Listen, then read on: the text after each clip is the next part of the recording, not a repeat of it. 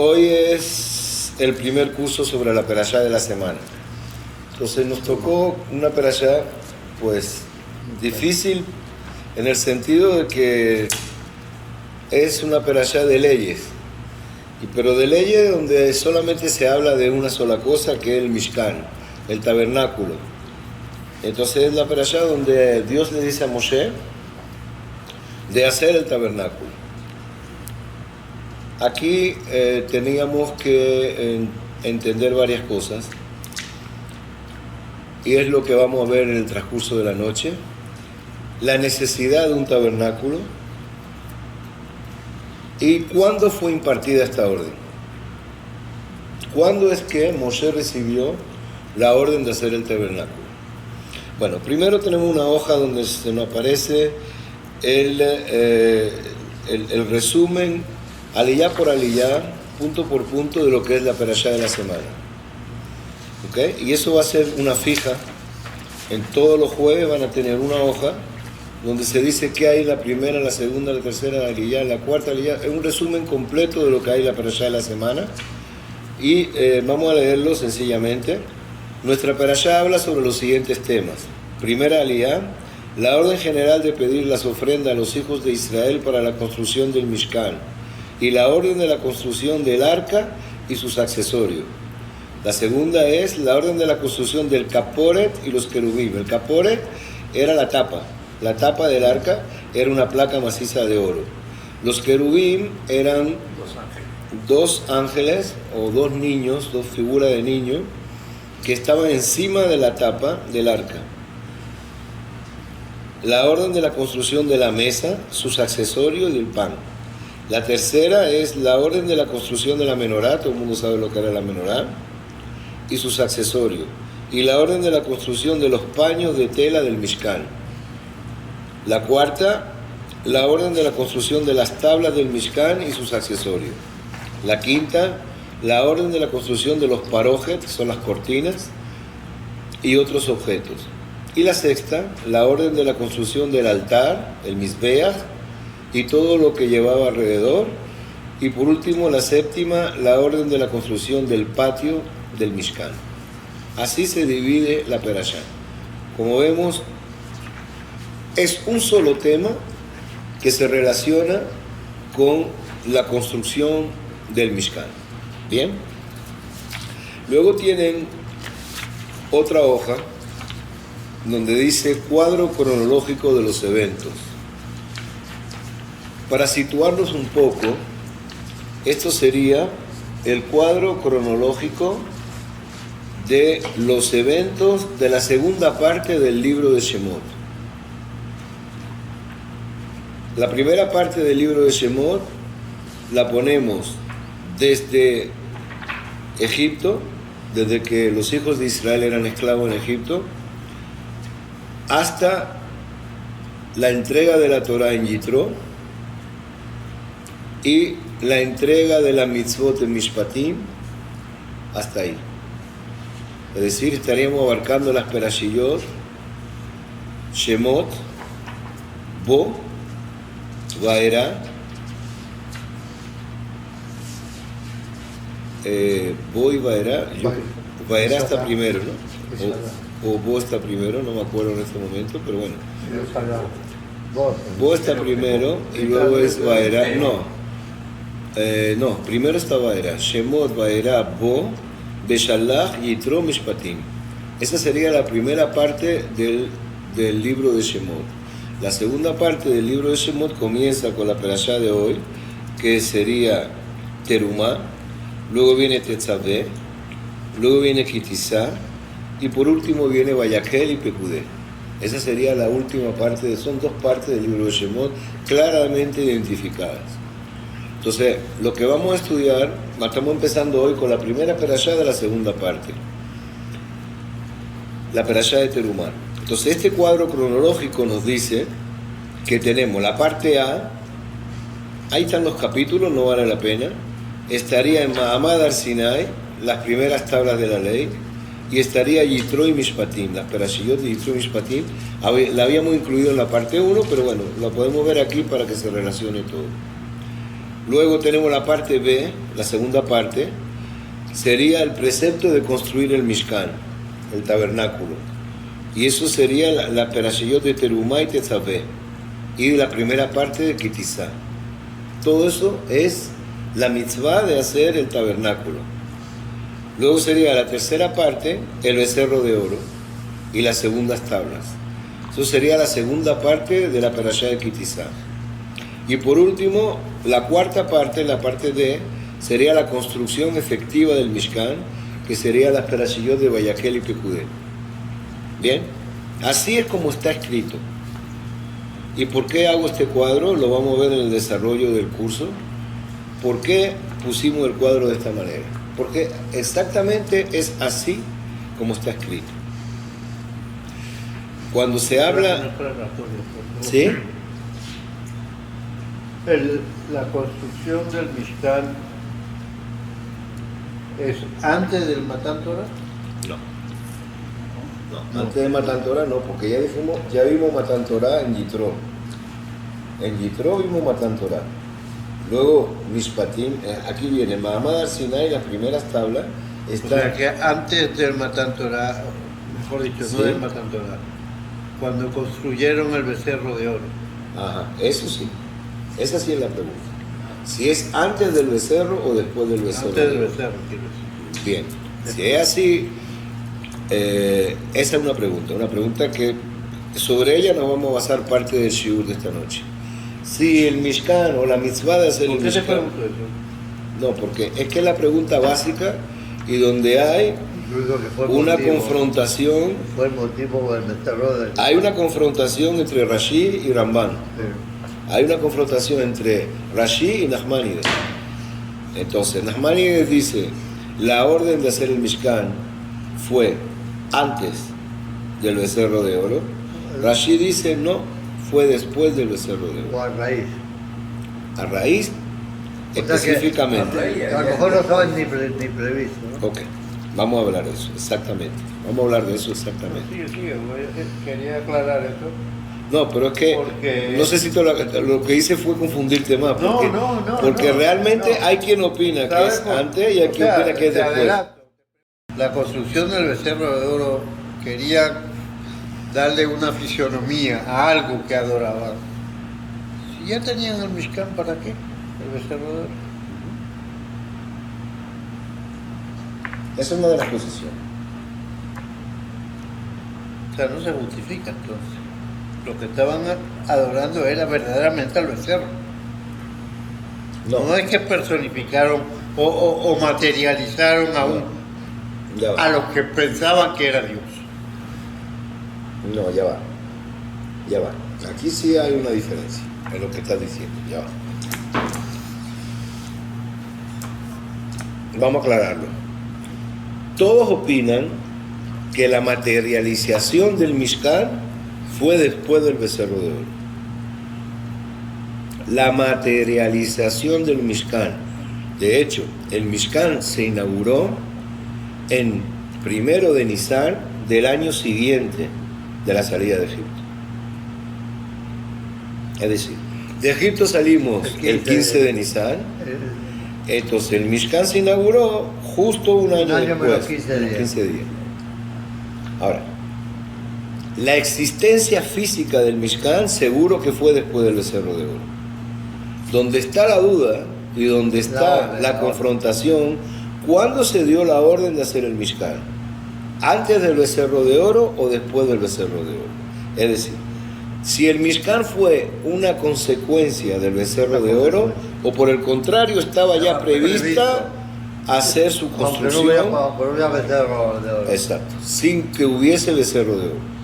Pero en ningún momento el becerro de oro, cuando hicieron el becerro de oro, nadie puede opinar, eso no puede ser, que ya existía el Mishkan.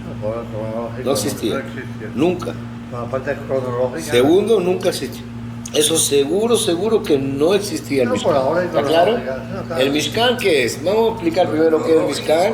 Se llama tabernáculo y es como un Betamigdash portátil para llevarlo de un sitio para otro. ¿Está claro? Si no hubiese habido el evento es Becerro. del becerro, No se sabe. hubieran entrado directamente y hubieran hecho Betamigdash. Directo. Claro, también. Podría haber sido.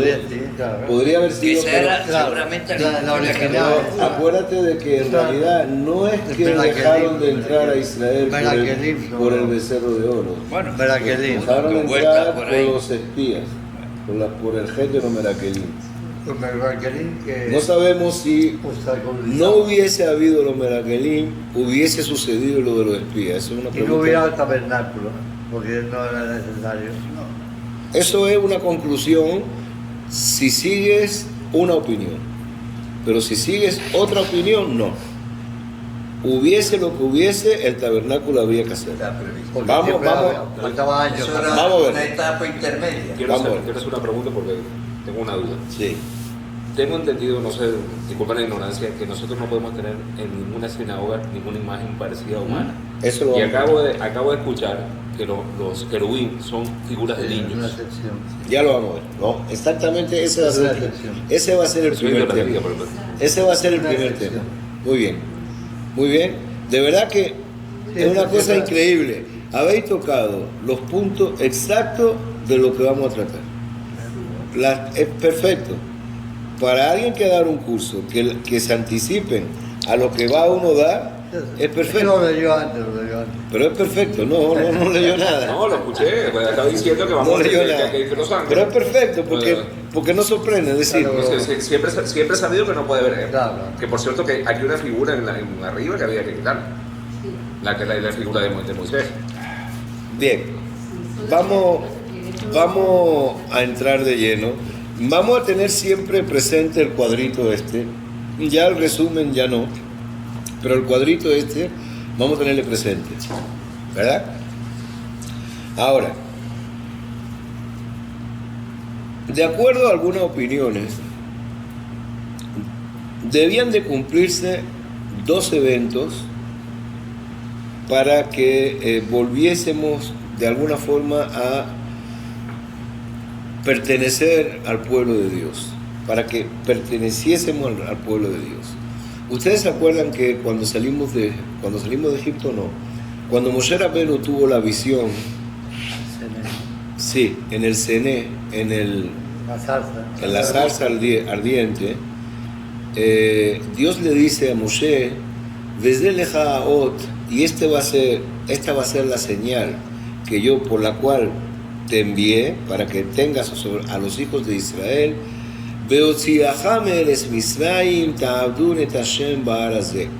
Sí, cuando salgan de Egipto, van a servir a Dios en esta montaña.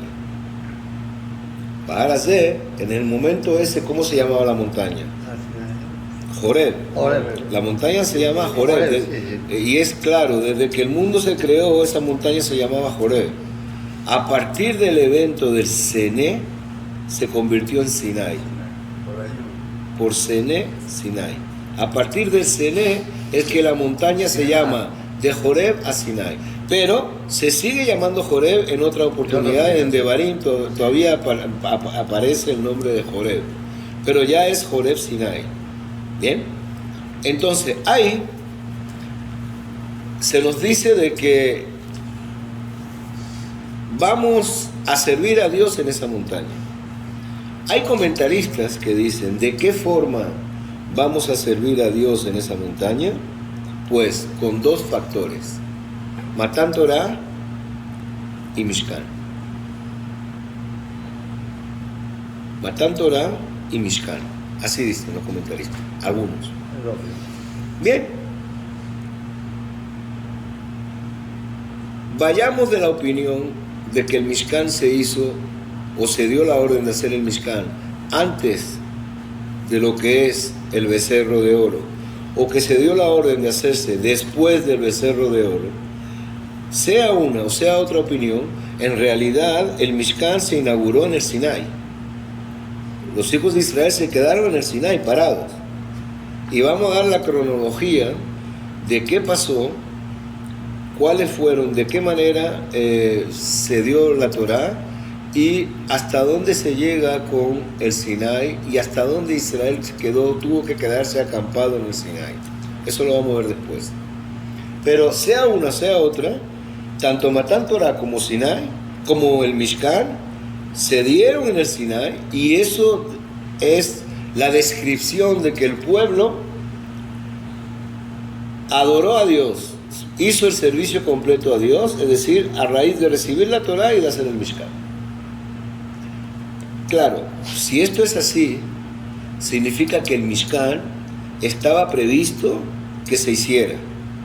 No es que fue una consecuencia directa de la Egel, sino que estaba previsto desde antes de que Israel hiciera la Egel, que el Mishkan se hiciera. O sea, que todo le entregó la Torah a Moshe, incluyendo el Mishkan. Le entregó toda la Torah. La discusión está... Los 40 días.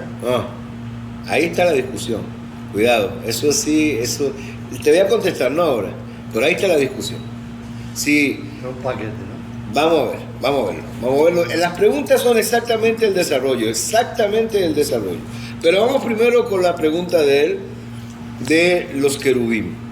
Efectivamente, los querubim se explican como dos, inclusive el Zohar trae de que es la figura de un niño y una niña, desnudos, viéndose los unos a los otros, e inclusive se habla de, otros dicen que estaban volteados, o se volteaba cuando Israel no tenía, no importa, pero son dos niños desnudos que estaban hechos de una sola pieza,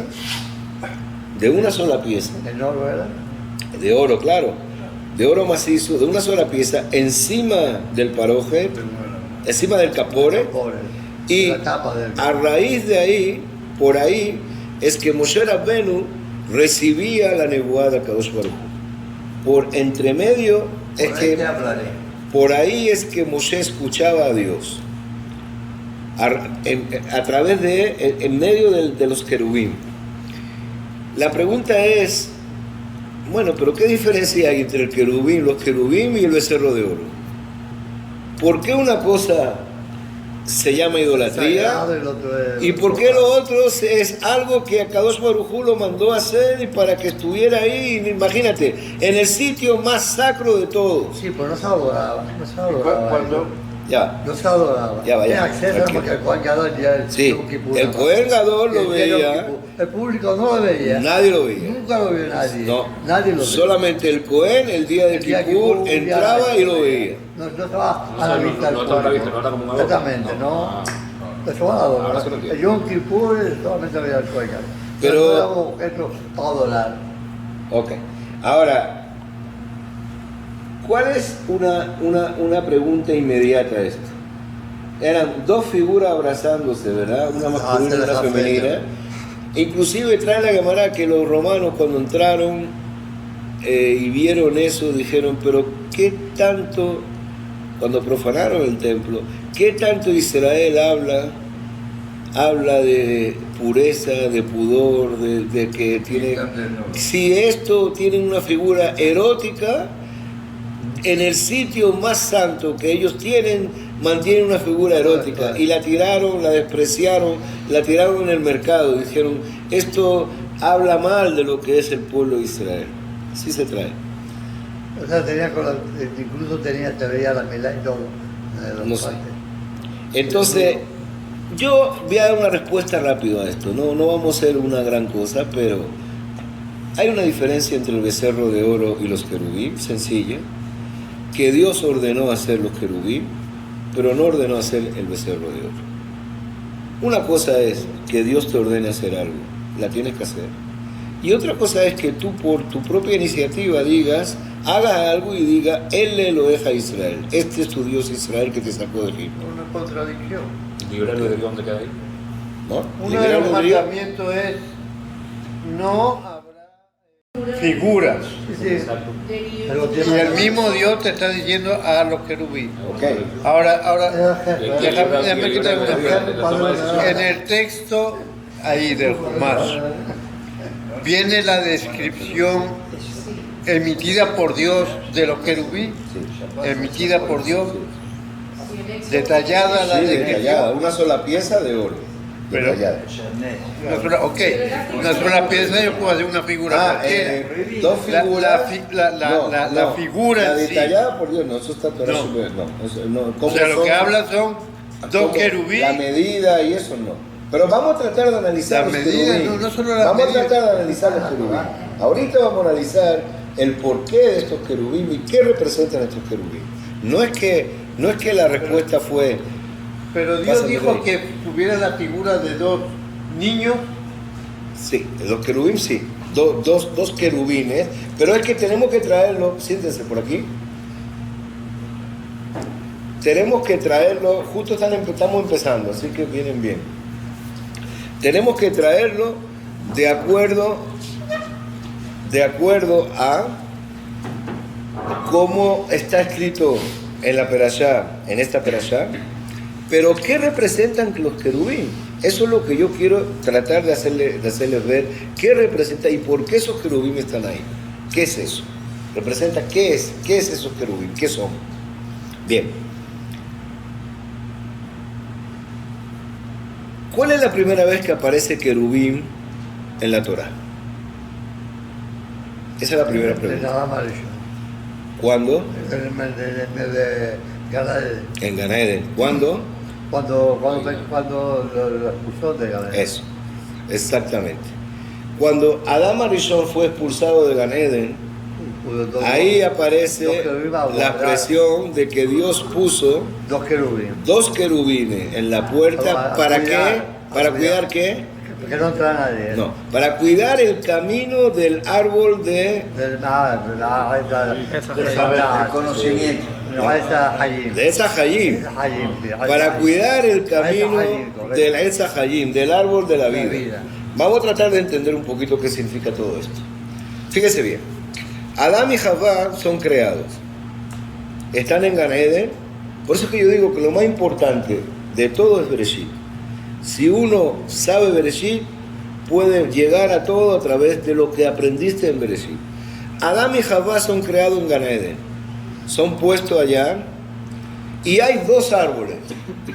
Entre tantos árboles que dicen hay dos árboles. Etz Hayim, el árbol de la vida, Etz Hadat Bará, y el árbol del conocimiento del bien y del mal. Entonces, Dios le dice a Adán Arishon y a su mujer, de todo pueden comer, de todos los árboles, salvo del árbol del conocimiento del bien y del mal. No digo Hayim, ¿no? No, del árbol del Etz Hayim estaba permitido que comieran. No a los dos.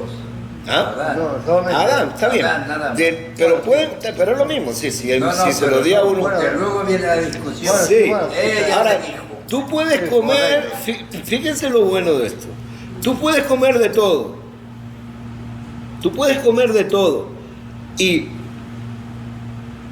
salvo del árbol del bien y del mal, Conocimiento. del conocimiento. ¿Qué pasa? Yo te estoy dando a ti la libertad que tú elijas entre la vida o el conocimiento. Te estoy dando la libertad que tú elijas vivir para siempre. Y te estoy diciendo, puedes comer de él. ¿Y de dónde sabemos que al comer de él uno vivía para siempre? Puesto que cuando pecaron y comieron del otro, Dios dice, ahora sí los voy a cerrar, no vaya a ser de que quieran comer del árbol de la vida y vivan para siempre. Es decir, si lo hubieran hecho antes, si hubiesen comido del árbol de la vida, hubieran vivido para siempre. Entonces primero come del árbol de la vida, asegúrate la subsistencia y luego vete a comer del árbol del conocimiento. No, no fue así. Si hubiera hecho las cosas al revés, no hubiera habido la muerte en el mundo. Pero Adán Arishon lo hizo al revés. Comió justamente se equivocó, justamente buscó el conocimiento antes de asegurarse su vida. Eso es otro tema que podemos tocar en otro momento. Lo cierto es que Adán Arishon y su mujer son expulsados de Gan Eden y se les pone unos querubines, no sabemos qué son, pero se les pone unos querubines que simbolizan algo como para que no puedan tener acceso ahora al árbol de la vida. Bien. ¿Qué sucede cuando Adán Arishon come del árbol del conocimiento? Ahí tiene un poder de visión que le permite darse cuenta que está desnudo. Y entonces Dios llama y los dice: Ayeka, ¿dónde estás? Y Adán contesta: estoy aquí porque estoy desnudo, me estoy tapando. Dios dice: ¿cómo sabes que estás desnudo? Aminaetz, ¿acaso del árbol que te dije que no comiera comiste? Y entonces Dios le hace unas pequeñas vestido, túnica, no. Taparrabos. Exacto, o sea que esa es la palabra, no me gustaba decirla, pero esa es la palabra. Kotnot etz vayal bishem. Kotnot etz, algo así tejido para poderles tapar. Y entonces el hombre pasa de estar desnudo a estar tapado.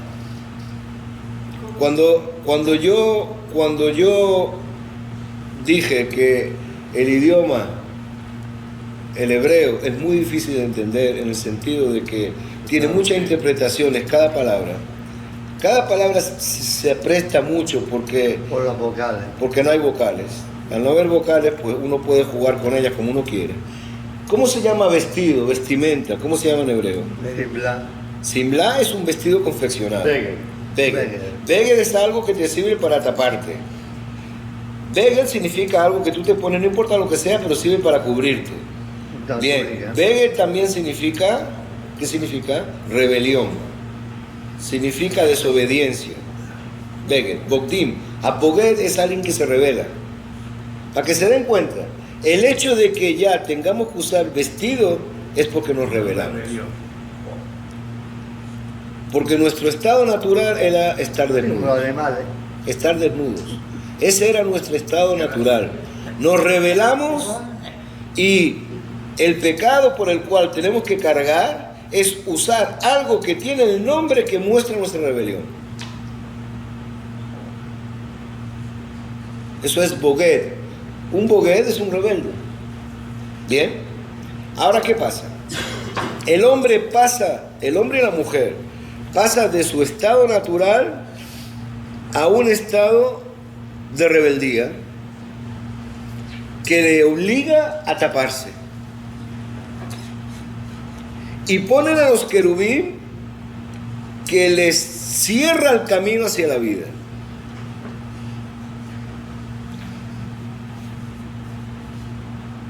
Esto tiene una trascendencia. El hombre nació para estar desnudo y para vivir siempre. Se equivocó en el orden de las cosas.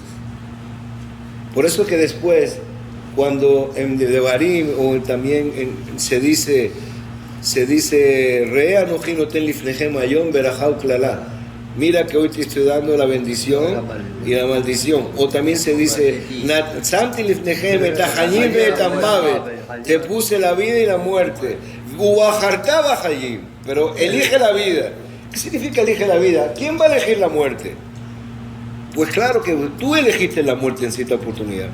Yo te di a ti la vida y la muerte, te di para que eligieras la vida y tú elegiste la muerte. Entonces, no te equivoques otra vez y haga lo mismo que hizo tu antepasado. Por eso es que la Torah dice, esta vez, Ubajartaba Hayim, esta vez tienes que buscar a elegir a la vida. El mismo Dios te está diciendo entonces, según la palabra de Dios, te está diciendo de que la vida es mejor que la muerte. ¿Sí? Ahora sí, claro. Siempre la vida es mejor que la muerte. Claro. Pero ya estaba establecida. Pero no es lo que nos quieren reflejar los rabinos a nosotros. No, ¿qué va? Un momento. En todo concepto de que el mundo del más allá es mucho mejor. Eso es otra cosa. Bueno, el mundo del más allá, ¿cuándo es? Eso es una de las cosas que yo también veo, que siempre dice que el mundo de dinero va a ser Perdón, mejor. eso es otra cosa. Y después La vida, la muerte es un castigo. No, ya va. La vida, la muerte es un principio de castigo por haber hecho las cosas al revés. Ahora, la vida siempre te da la oportunidad de superarte. La vida es mejor que la muerte en todos los sentidos. En el momento que la persona atraviesa la frontera de la vida hacia la muerte, Ya. se acabó el poder de superación de esa persona. Hasta ahí llegó. Todo lo que hizo, dejó de hacer, se quedó ahí. Mientras que estés vivo, tiene todas las oportunidades del mundo de ganar. No es lo que describe la metafísica de los rabinos. Eso Sí, no sí, lo es que decir, describe. ellos te dicen, bueno, Está, una cosa es vida, o sea, muerte. No sé en profundidad. Ya, pero ya. Yo sé lo que tú quieres llegar. Yo sé lo que tú quieres llegar. Yo sé. Déjame decirte. Vas a vivir en el reino de Dios. No. Así es, yo siempre tuve esa duda. No. Eso es cuidado, porque estás tejiendo, te estás metiendo en otro campo. Cuidaditos con eso. Hay otras religiones que dicen, si tú haces esto, de una vez te va al paraíso.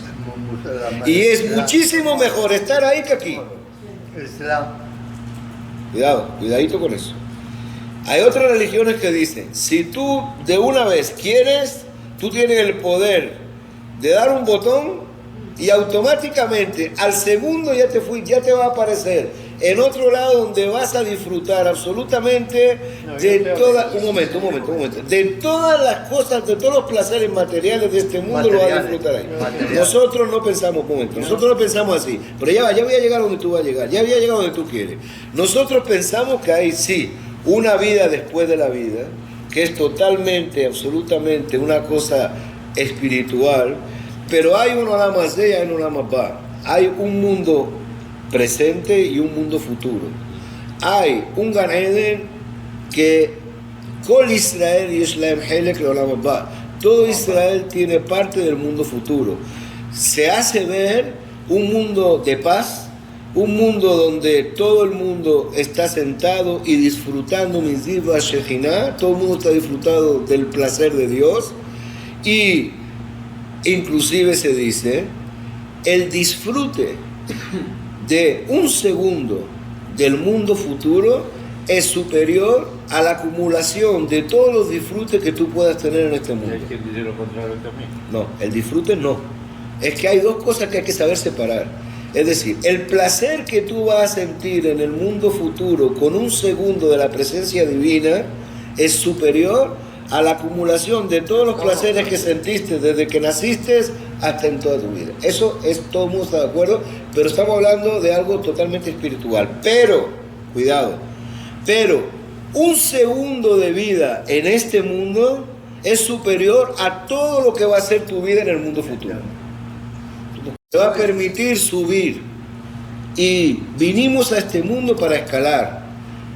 Una vez que llegamos a la cima, significa una vez que ya se nos cortó el paso por este mundo, ya no nos queda nada que podamos representar justamente el propósito por el cual llegamos a este mundo. Ya no nos queda nada.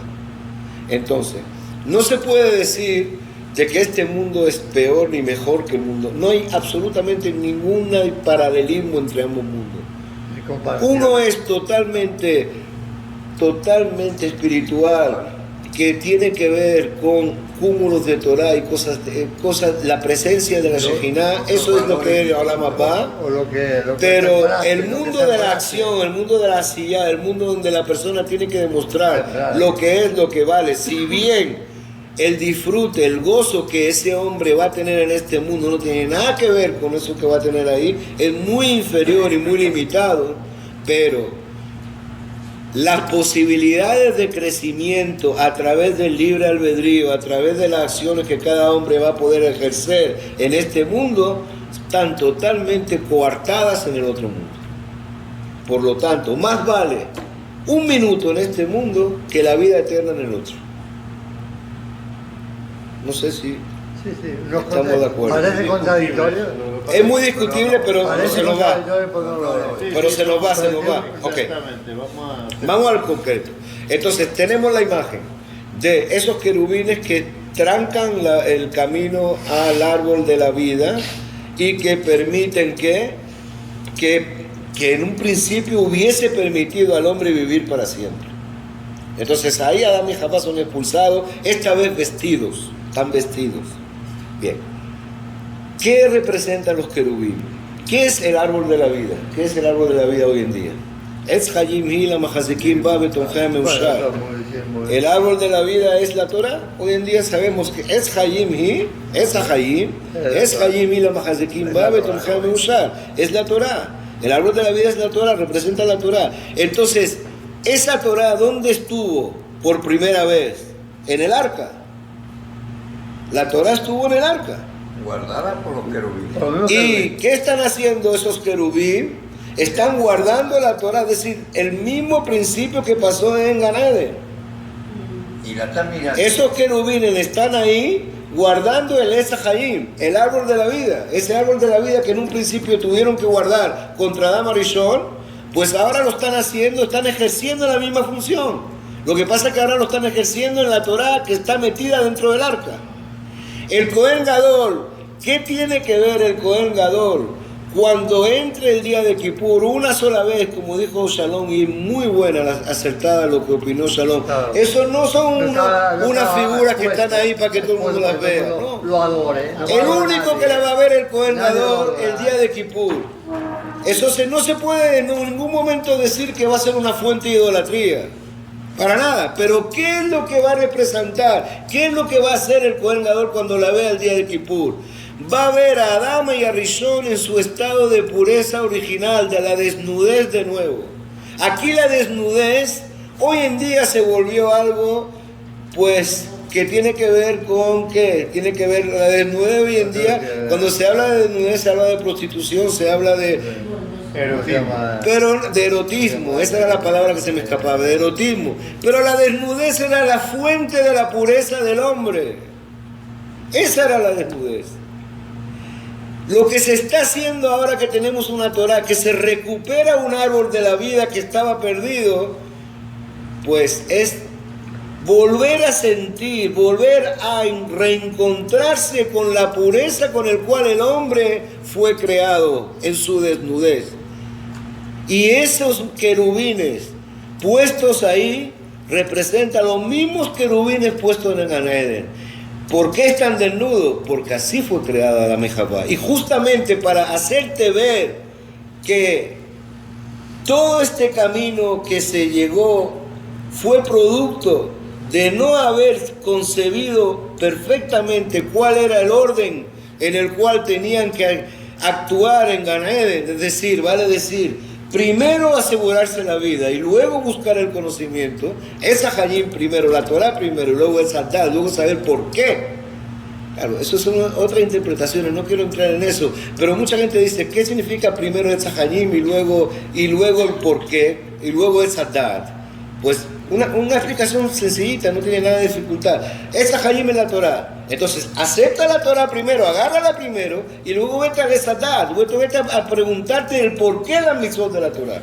Pero no elijas entender primero a esa Sadat, es decir, dar suelta a tu lógica, a tu entendimiento, para después llegar a esa Hayim. ¿Expliqué lo que quise decir? Es decir, primero acepta la Torah, esa Hayim, asegúrate la vida primero. Asegúrate la vida. Una forma de interpretar lo que hizo Adam Arishon. No es que eso sea así, pero es una forma de interpretarlo. Asegúrate el fruto del árbol de la vida y luego vete a buscar el fruto del raciocinio, el fruto del conocimiento. La serpiente, que es la serpiente en todo esto, todo tiene su explicación, pero no vamos a llegar a eso. Pero lo que sí quiero que se entienda, que a tu pregunta, Moisés, es que ¿qué hacen esos querubines? En ningún momento esos querubines son fuente de idolatría. Esos querubines te hacen reflejar el retorno a la pureza inicial de Adán y de Javá. A la pureza inicial que se vivió en Gan Eden. En ningún momento es una fuente de, ¿cómo dijiste? De erotismo, se me va. En ningún momento es una fuente de erotismo. En ningún momento es algo que inspira la sexualidad, pero es algo que el Cohen tenía que entender el día de Kippur, que era el único día que él veía, tenía que entender que esa era la fuente exacta de la pureza, de cómo fue concebido el hombre en el mundo. ¿Y por qué tenía que entender eso el Cohen el día de Kippur? Porque su misión era salvar a ese hombre. Y para poder salvar a ese hombre, el Cohen tenía que ver en su propia alma, en su propio sentir, en su propio ser, qué era el hombre en el momento de su creación. ¿Y por qué esa figura refleja al hombre en su momento de la creación? Porque esa figura, acuérdense, estaba hecha de una sola pieza de oro, ¿se acuerdan, no? Una sola pieza de oro. El hombre, Adán y Javá fueron hechos de una sola pieza también. Javá salió de Adán. Javá salió de Adán, de una sola pieza. Así estaban. Y esa es una sola pieza que se funde después en lo que significa, en un principio tenía que haber sido el camino correcto de la Torah. Entonces, por eso expliqué un poquito qué representan los querubín, por qué los querubín son distintos de lo que es el becerro de oro, y en un principio qué es lo que en sí encierran. No sé si está claro, si hay pregunta, ahora sí me paro. Pero si alguien de verdad entendió bien si alguien, no sé si hay pregunta, Eli, sobre los querubín. Está claro, pero... Está claro ¿Qué representan esos querubín? ¿Eh? ¿Qué? Eso lo habíamos estudiado. Sí, en parte ya lo habíamos estudiado, pero sí es verdad que los querubín, a la fuerza uno tiene que relacionarlo con Adam Arishon. No hay otra manera. No hay otra manera de explicarlo. ¿Bien? ¿Está bien? Yo la tenía como primer punto. Lo que pasa es que Moisés hizo la pregunta del primer punto. Él hizo la pregunta del segundo punto. No me acuerdo. A mí lo que me aclaró fue que solamente lo veía y una vez al año. Si no, me hubiera un hombre santo, un hombre muy especial. Exacto. Y tenía que luchar por salvar al hombre. El motivo de que entraba, por lo que yo dije, el Yom Kippur que hoy hacemos hoy en día no tiene absolutamente nada que ver con el Yom Kippur, como era el Yom Kippur. No tiene absolutamente nada que ver, todo el pueblo estaba afuera esperando. No hacía nada. Pero el que hacía todo era el Cohen Gadol el que hacía todo. Y entonces, ¿qué tenía el Cohen Gadol que tener claro ese día? ¿Cuál es la fuente original del hombre? Porque a ese es que tengo que salvar. Y la fuente original se lo daban los querubines. ¿Bien? Bien, está claro. Ahora sí, vámonos entonces al segundo tema de la perashá. ¿Qué? ¿20 para las 8? 25, bueno. Sí. 10 minutos, ¿no? Entonces, pero nadie quiere comer. Bueno, ya comía. Bueno, comemos después, vamos a seguirle. Vamos a darle al segundo tema de la perashá. Bien, el segundo tema de la perashá es, pues lo voy a resumir porque realmente no nos va a dar tiempo para más. De acuerdo a Ramban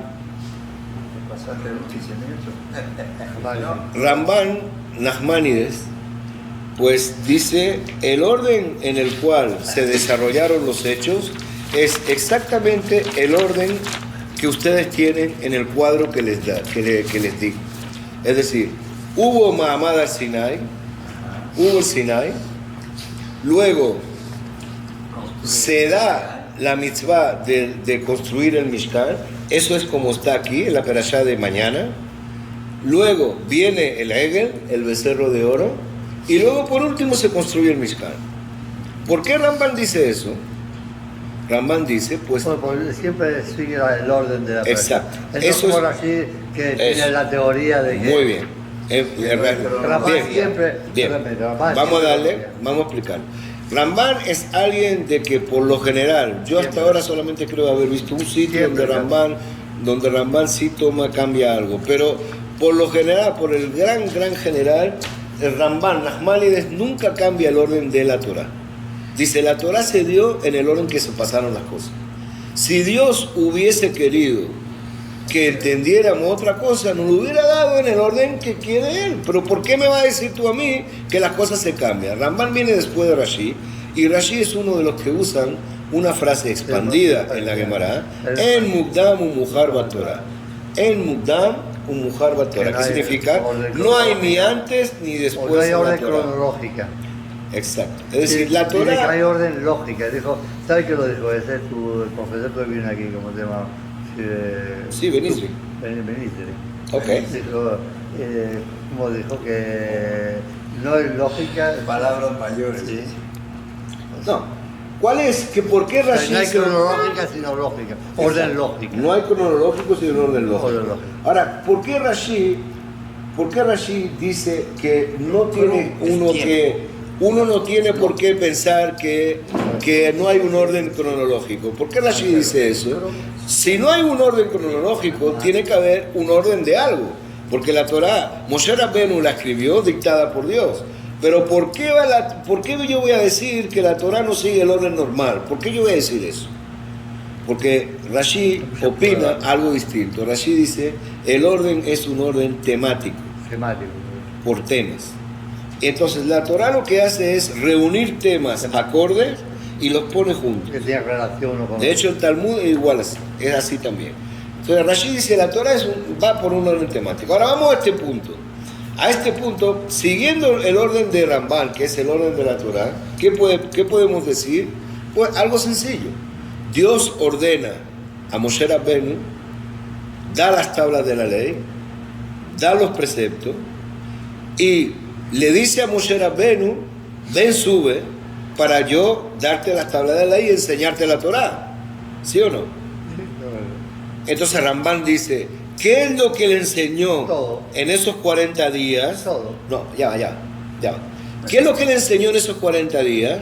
Le enseñó varios preceptos, pero ¿cuál fue el precepto principal que le enseñó? El Mishkan. ¿Por qué? ¿Por qué el Mishkan? Puesto que te di la Torá, te voy a dar al Lujot, pues tienes que saber que va a existir un sitio donde tienes que, cuando bajes con ella, la vas a poner ahí. Entonces, pues, ¿qué va a hacer con las tablas? Las tablas van a estar en el aire. ¿Dónde van a estar? Pues tienes que construirle algo para que cuando tú vengas y bajes con las tablas, entonces tenga donde poner las tablas. ¿Qué pasó realmente? ¿Cuál fue el orden? El orden fue que Moshe subió los 40 días, estudió, no sabemos muy bien qué es lo que le dieron esos primeros 40 días. De acuerdo a las Maimónides le dieron el precepto del Mishkan, de hacer el Mishkan. Cuando bajó, ¿qué pasó? Se encontró con el becerro de oro, agarró las tablas, las rompió y luego volvió a subir de nuevo. Volvió a bajar, volvió a subir de nuevo y por fin bajó el día de Kippur. Y ya bajó el día de Kippur con la orden de hacer el Mishkan La segunda tabla. Perdón. y las segundas tablas. Eso de Y la con la segunda- orden de hacer el Mishkan. Ahora, la pregunta está, ¿la orden de hacer el Mishkan se le dio en los primeros 40 días o solamente Los se le dio segundos. en los últimos 40 días después que ya Israel había hecho el becerro? De acuerdo a Rambam, se le dio en los primeros 40 días, sin ningún problema. De acuerdo a Rashi, no se le dio en los primeros 40 días. ¿Por qué? Rashi dice, la orden de hacer el Mishkan no se dio sino hasta que el Israel hizo el pecado del becerro de oro. Es decir, para expiar el pecado del becerro de oro, Dios mandó hacer el Mishkan. Es decir, si Israel no hubiera hecho el pecado de oro, no hubiera habido Mishkan. Es decir, Rashi. Estamos deduciendo lo que Rashi dice. La orden del Mishkan, del tabernáculo, se dio porque Israel cometió el het del pecado de oro. Vamos a tratar de entender ¿Y esto. dónde va a guardar las tablas luego? Vamos a tratar de entenderlo. Nachmanides va por el camino fácil, por el camino llano. ¿Qué es los preceptos que recibió? Bueno, lo primero es el Mishkan. Pero, ¿qué pasó? Bajó Moshe, rompió las tablas de oro, no hubo tiempo de hacer ningún Mishkan, no hubo tiempo de hacer nada, volvió a subir. Luego sube, vamos a dar fecha. Eso fue el primer año. Acuérdense, fue el primer año.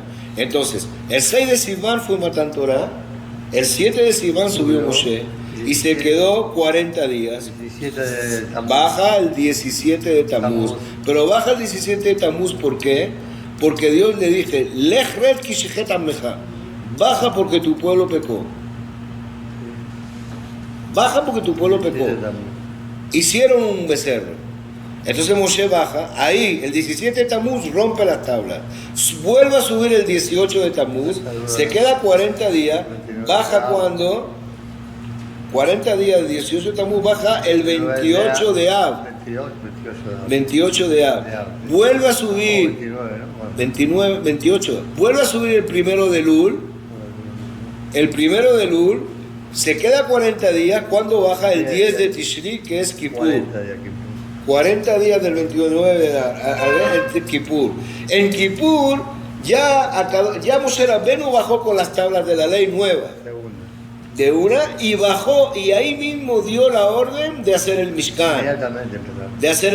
Ahora, el problema está, como la orden de hacer el Mishkan se dio a la tercera vez que bajó, es decir, 120 días después de Matan Torah, y no se dio a los 40 días de Matan Torah cuando bajó la primera vez y cuando Israel estaba con el becerro de oro, cabe la disyuntiva si el Mishkan es una consecuencia del becerro de oro o si el Mishkan ya estaba previsto antes del becerro de oro, o no. Bien, aquí, ¿alguien tiene una pregunta sobre esto? No, seguimos. Entonces, aquí los dos conceptos son válidos.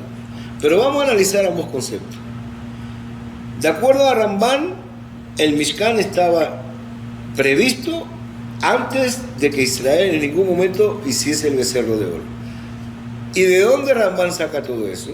Dice, oye, pero Mishkan, ¿qué significa? Mishkan es un sitio donde se adora a Dios. Mishkan es un sitio donde está ahí, donde se va a guardar la Torah, donde se va a guardar las tablas. ¿Cómo tú te imaginas que van a tener las tablas y no van a tener un sitio donde guardarlas? ¿Cómo tú te imaginas que no va a haber un sitio donde alabar a Dios? Pero en realidad, y traemos referencias de la Torah. Es decir, por ejemplo, Betel, la casa de Dios. Abraham vino y habló de Betel. Jacob hablaba que Bet Elohim, desde Shara Shamayim, eso es lo que dijo Jacob vino. O sea, la casa de Dios ya está en Bereshit. Entonces es Bet El, Shara Shamayim, la puerta de los cielos. Esa es la casa de Dios. Cuando salió Israel de Egipto, ¿qué dijo? Te viemos y te traemos Banajanteja, Majoneshiteja, Paltaunai, Mikedash Adonai. Mikedash, el Mikdash, o sea, el Bet HaMikdash. El sitio del Bet HaMikdash, entonces ya estaba prevista la casa de Dios. No solamente eso, en Mishpatim, ¿qué decimos en Mishpatim? Shalosh pe'amim bashana teraer kuzrueja, 3 veces va a tener que ir a ver a tu Dios. ¿Dónde le va a ver? En la casa de Dios. Pero ¿qué decimos después en Mishpatim? También decimos Reshit bikurei almateja tavi lifnei shoneja. Entonces Reshit bikurei almateja tavi tienes que traerlo, las primicias las tienes que traer a la casa de Dios. Eso está dado en Mishpatim. Y Rashi también está de acuerdo que Mishpatim viene antes del Geta Egel. Por lo tanto, se menciona la casa de Dios antes del Geta Egel. Por lo tanto, en un principio, Ramban tendría razón. Pero Rashi, no podemos decir que Rashi se equivocó. ¿Por qué? Porque tiene que haber una diferencia entre lo que es Mishkan y lo que es Mikdash. Una cosa es Mishkan y otra cosa es Mikdash. Hasta ahora todo lo que dije se refiere a una casa de Dios permanente, pero no se refiere a una casa de Dios ambulante. Entonces, si eso es así, ¿en qué se basa Rashi para decir en qué se basa Rashi? ¿En qué se basa Rashi? ¿En qué se basa Rashi para decir? No hay contradicción. No, sí hay. Hay una contradicción grandísima. O sea que había un sitio fijo cuando llegara a establecer. Pero ¿en qué se basa Rashi? Provisionalmente iba a ser un Mishkan. Ok, estoy de acuerdo. Pero no, provisionalmente iba a ser un Mishkan, no es verdad. Porque no está, de acuerdo a Rashi, no está la orden del Mishkan. No iba a haber nada provisionalmente. Sí, todos estamos de acuerdo, Rashi y Ramban, sobre el Bet HaMikdash. Ahora, pero el problema diferimos es sobre que si el Mishkan iba a estar o no. Bueno, claro. Ahora, ¿en qué se basa Rashi? ¿Para qué? Para decirnos que el Mishkan circunstancialmente fue hecho, provocado por el Geta Egel. Es más, Rashi dice, Moshe Rabbeinu estudió toda la Torah los primeros 40 días, salvo el Mishkan, que no estaba previsto.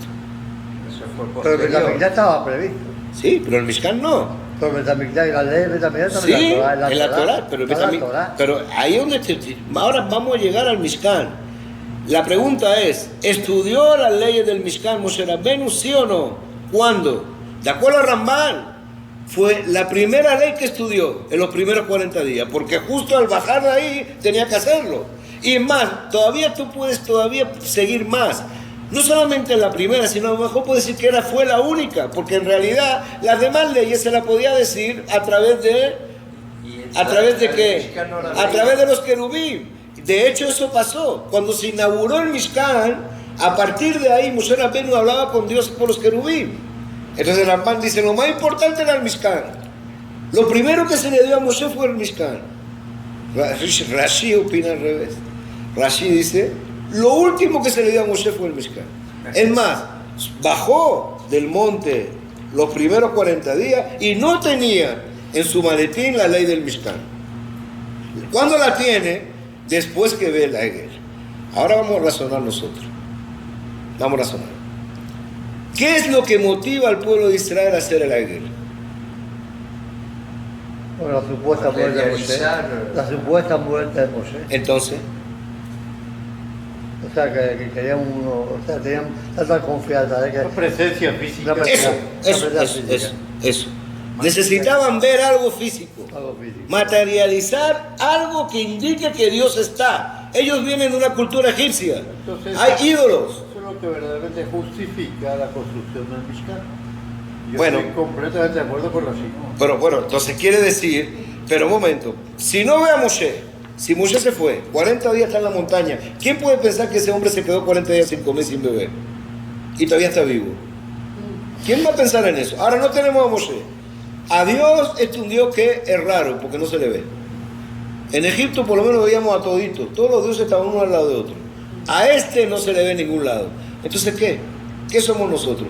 Vamos a hacer un becerro, vamos a hacer lo que sea, una figura, pero no es que vamos a hacer una figura para quitarnos del Dios de Israel, Para representarlo. para representarlo. No queremos cambiar de Dios. ¿Cuál es la prueba? La prueba es que cuando sacaron el Egel, le vieron al Egel y ¿qué dijeron? Él le lo deja a Israel, a Es lo que viene, mi Israel. la Este es tu Dios, Israel, que te sacó de Egipto. No es que nosotros nos vamos a ir de Dios, queremos seguir con Dios, pero queremos verle. Si tanto hacía falta representar la imagen de algo, significa que eso era, ¿Y por de qué? eso, ¿Y por qué? ¿Y por un segundo. qué? De eso era lo que carecía el pueblo. ¿Y por qué una Egel precisamente? No, el No, Egel lo no, hizo no. Aarón. Lo ¿Y que por se qué metió Egel? salió. Bueno, está bien. Yo te puedo explicar por qué el Bueno, Egel. yo sé. Yo puedo explicar por qué el Claro, Egel. claro, El claro, Egel es, si vemos después de Yehezquiel, Ah, sí. entonces la figura que Yehezquiel ve cuando se representa a Dios es un Egel. Eso es, pero ya es meternos en... Pero por eso es que el Egel forma parte. Y también cuando cruzaron el mar, entonces ahí vieron Ze Eli ve'anvehu, Elohe Aviv Arumemenu. Cuando ellos todos percibieron la figura de Dios, ellos dijeron Ze Eli ve'anvehu, este es nuestro Dios, adorémosle. Es lo que percibieron en ese momento, fue parte de una Egel. Entonces por eso dijeron, no, queremos lo mismo que vimos, lo mismo que sabemos. Esto, pero no es que yo me quiero irme para otro equipo, no, yo sigo con el mismo equipo. Yo me sigo, lo que quiero es verle que está aquí, que está con nosotros. Ahora Rashid dice, bueno, ¿qué pasa? La conclusión de esto, necesitamos un sitio donde poder en algún momento darnos cuenta que Dios está.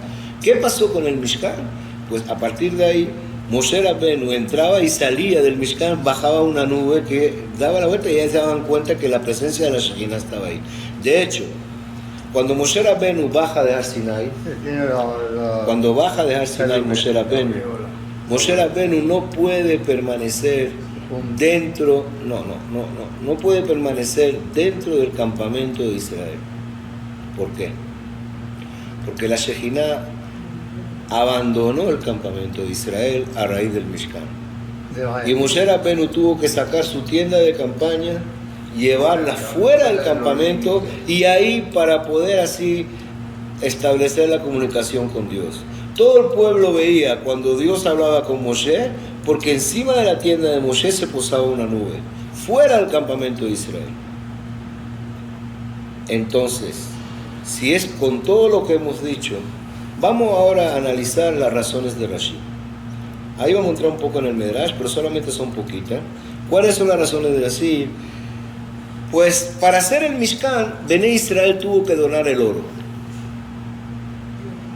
Es la perashá de hoy, Terumá. Tuvo que traer el oro Bené Israel. ¿Por qué? ¿Por qué tuvo que traer Bené Israel el oro? Pues Rashi dice, para de alguna manera u otra anular el oro que trajeron para hacer el becerro. Número uno.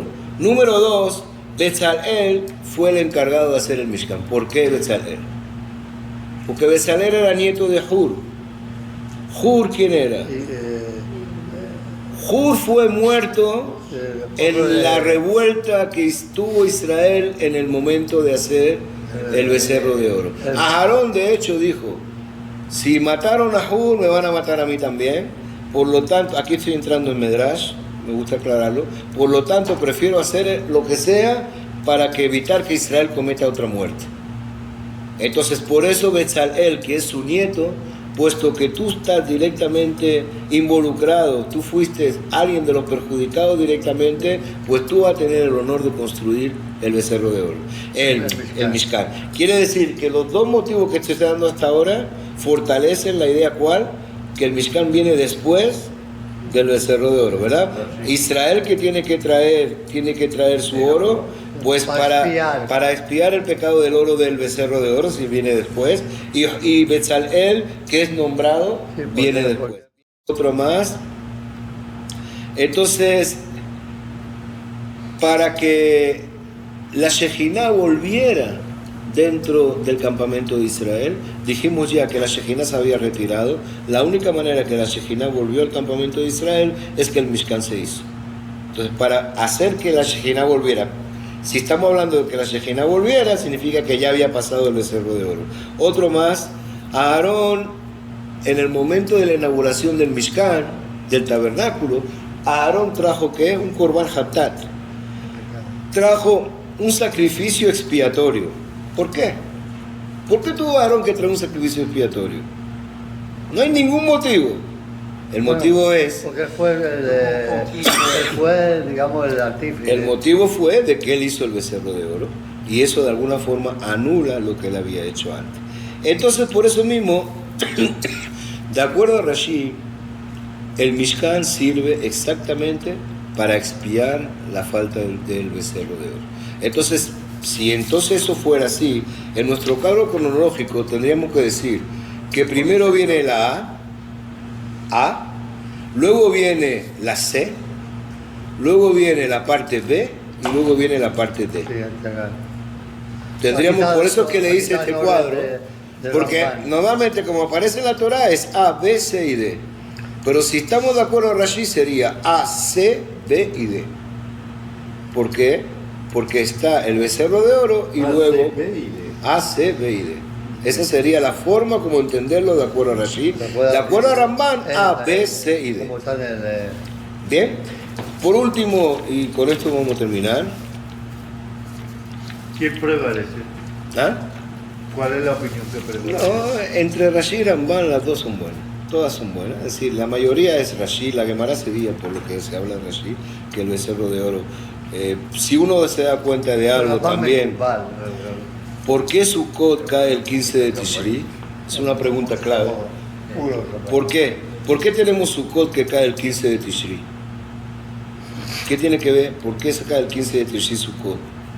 Porque normalmente si es por Sukkot lo teníamos que usar desde que salimos de Egipto. Desde que salimos de Pesa tiene que ser Sukkot. Porque si decimos que por los Anané Kabot y por esas cosas, pues tendríamos que usar Sukkot desde Pesa. Ahora, si usamos la Shita de Rashi, vamos a entender por qué Sukkot cae el 15 de Tishri. Fíjese bien, la Sukkah representa que los Anané Kabot, las nubes de gloria. Esas nubes de gloria se pusieron sobre el pueblo de Israel desde que salió de Egipto. Cuando recibió Matan Torah, etc. Pero las nubes de gloria se pararon. ¿Cuándo se pararon esas nubes de gloria? Después del Mar Rojo. Cuando murió... Cuando hicieron el becerro de oro. Al hacer el becerro de oro, se suspendieron las nubes de gloria. La Banané Cabot desaparecieron al hacer el becerro de oro. ¿Qué pasa? Al hacer el becerro de oro era justo cuando bajó Moshe Rabbeinu la primera vez del Sinai. Luego Moshe sube y luego baja, luego sube y luego baja, y cuando baja la segunda vez era Kippur. Y Moshe Rabbeinu trae las segundas tablas y trae la del Mishkan, trae la orden de hacer el Mishkan. ¿El Kippur qué día es? Cuando bajó Moshe Rabbeinu la tercera vez. 10 de Tishri. El 11 de Tishri Moshe Rabbeinu fue a recoger de punto a punto de todo el mundo los donativos para hacer el Mishkan. El 12 de Tishri Moshe Rabbeinu hizo un inventario de todo lo que había recogido para que el pueblo supiera que nadie le estaba robando. El 13 de Tishri fue presentado y aprobado ese inventario, se trajo a todo el mundo. El 14 de Tishri empezó de nuevo los Anané Cabot, volvieron porque se construyó el Mishkan, se empezó la construcción del Mishkan el 14 de Tishri por la tarde, volvieron los Anané Cabot, volvieron las nubes de gloria sobre Israel, porque el Mishkan, en este caso, se empezó a ejecutar. Puesto que volvieron los Anané Cabot del 14 de Tishri, hacemos Sukkot justo el 14 por la noche. Por eso es que decimos que Sukkot y Anané Cabot y las nubes de gloria se van una con la otra. La Sukkah no es sencillamente las cabañas, sino también las nubes de gloria. Volvieron esas nubes de gloria el 14 de Tishri, por lo tanto hacemos Sukkot el 14 de Tishri, porque estuvieron interrumpidas. Si bien las tuvimos desde que salimos de Egipto, fueron interrumpidas cuando se hizo el Getae. ¿Está claro?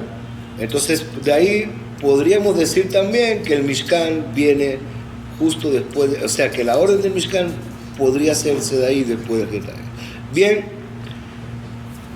pues como conclusión, este enfrentamiento primero que vemos en el curso entre Rashi y Ramban viene a marcar algo que podemos entender de esta manera, ¿verdad?